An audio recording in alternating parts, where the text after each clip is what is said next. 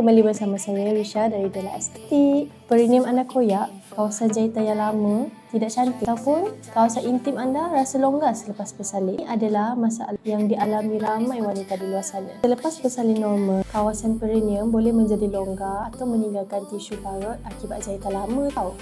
Keadaan ini bukan sahaja menjejaskan penampilan, malah boleh mengurangkan keyakinan diri kita dan hubungan suami isteri tau.